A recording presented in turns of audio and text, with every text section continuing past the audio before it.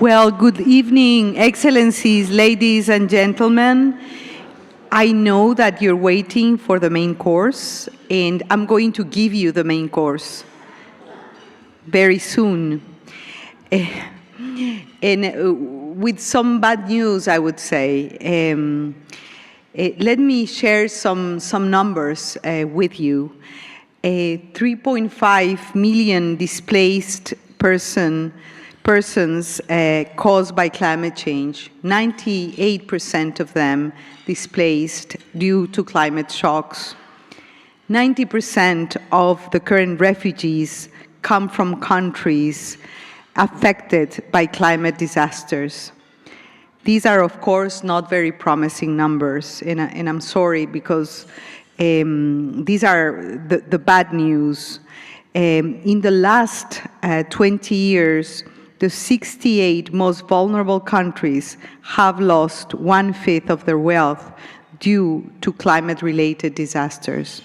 So we are not doing well. That is the shorthand of that. And we have an opportunity to change this terrible, terrible reality. And of course, when we think about that we have met 28 and soon 29 times to improve the situation of these millions of people around the world, we say, you know, what are COPs for? And that is the question I think that we ask ourselves, but the world asks as well. And it's because Conference of the Parties are not meetings amongst diplomats only. We are negotiating when we sit around the table. We are negotiating not strong and hard national positions or national interests. We are negotiating our survival as a species, our security, our present, the future. This means that a strong, solid COP29 outcome is urgent, is needed. And for that, we need political will. We need leadership and vision. We need a collective sense of responsibility. And above all, human solidarity. And to speak about solidarity in COP29, I have the distinct privilege to invite Minister Mukhtar Babayev, COP29 President-Designate and Minister of Ecology of the Republic of Azerbaijan, to join us. This is the main dish I was talking about, so please come to the podium, Minister.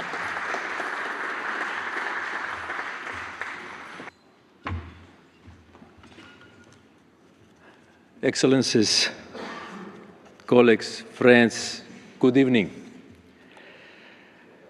Thank you all for being here, and thank you today's host, the Nizami Ganjavi International Center. The Nizami Ganjavi International Center has been an important partner to the COP29 presidency this year as we work to build solidarity for a green world. The impressive list of speakers at today's events demonstrates the Center's ability to bring people together around the world's most pressing problems. Today's event is timely.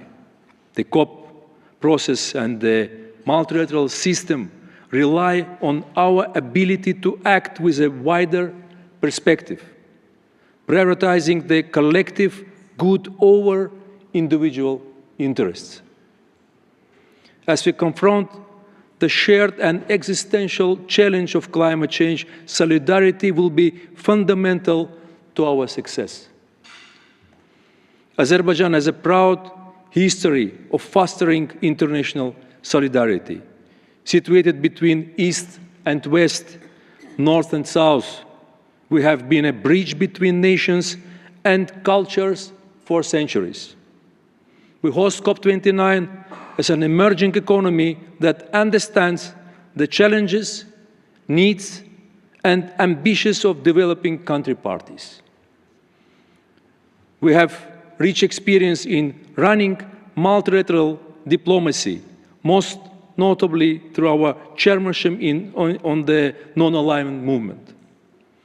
We are honored by the world's trust in hosting COP29, and we are committed to uniting parties to find fair, shared solutions to the climate crisis this year. The COP29 presidency knows that solidarity is only possible if everyone is able to have their voice heard.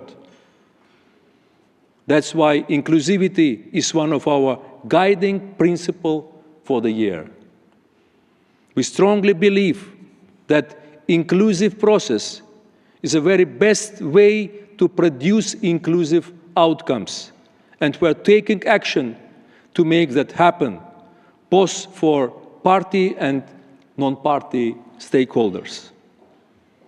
We have formed the Friends of the COP29 Presidency Forum, inviting each UNFCCC constituency to appoint 2 representatives to this standing dialogue. This will give each constituency the opportunity to directly contribute to the key negotiation topic of the year. Ladies and gentlemen, the COP29 presidency will make every effort to drive solidarity and deliver a successful year of climate negotiations. But we need your help. We kindly ask you to play your part in driving solidarity this year by raising your ambition and encouraging others. I thank you.